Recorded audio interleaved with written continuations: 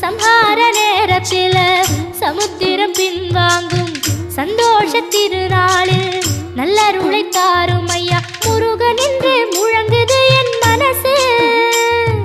கடலை போல உன் கருணை பெருசு.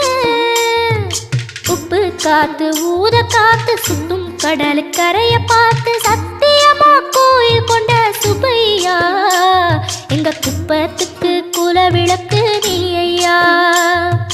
திருச்செந்தூர் ஆண்டவனே வேல் முருகா தினம் உனக்கு நன்றி சொல்வோம் மால் மருகா.